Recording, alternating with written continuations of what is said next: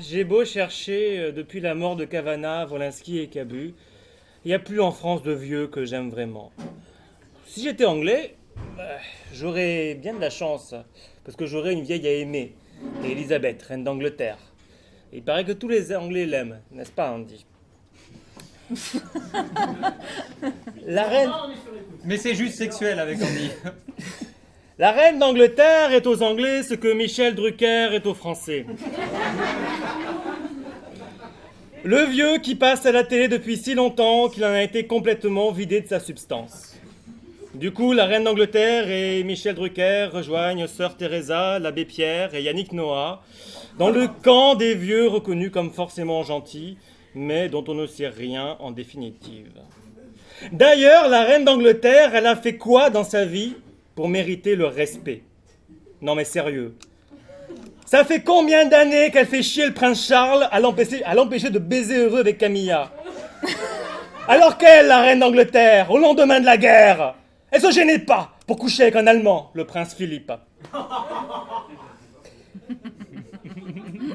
J'ai de la peine pour le prince Charles. Voilà un vieux depuis toujours d'ailleurs, mais que j'aime pas vraiment non plus, mais que j'ai vraiment aucune raison de détester. En fait, je m'en fous complètement du prince Charles, mais je lui souhaite pas du mal. En réalité, pour revenir à la reine d'Angleterre, je crois que ce qui me gave le plus avec elle, c'est qu'on sait jamais ce qu'elle pense. Margaret Thatcher peut réprimer des mineurs tant qu'elle veut, la reine d'Angleterre, elle fermera toujours sa gueule. Elle dénonce rien. Non mais vous l'avez entendu, vous, la reine d'Angleterre, après le 11 septembre?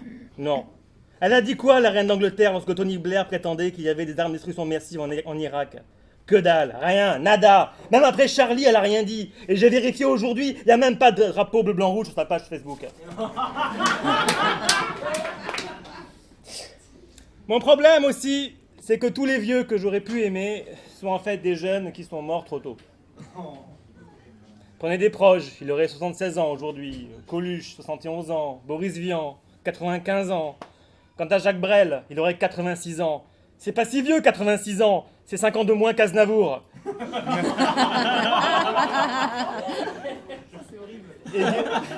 vrai. Et guère plus qu'Alain Delon et Brigitte Bardot. Ce que je donnerais pour aller à un concert de Jacques Brel, aux Trois Baudets, à l'Olympia ou au Bataclan.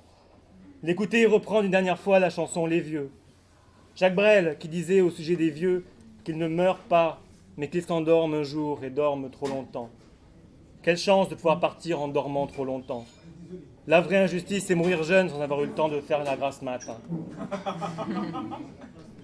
Et Jacques Brel continuait sa chanson sur les vieux par ce vers. Que l'on vive à Paris, on vit tous en province quand on vit trop longtemps. Voilà une chouette formule. Parce que moi, ce qui m'affecte ce soir, c'est que l'inverse est vrai également. Que l'on vive en province, on vit tous à Paris quand on vit pas assez longtemps. Oh.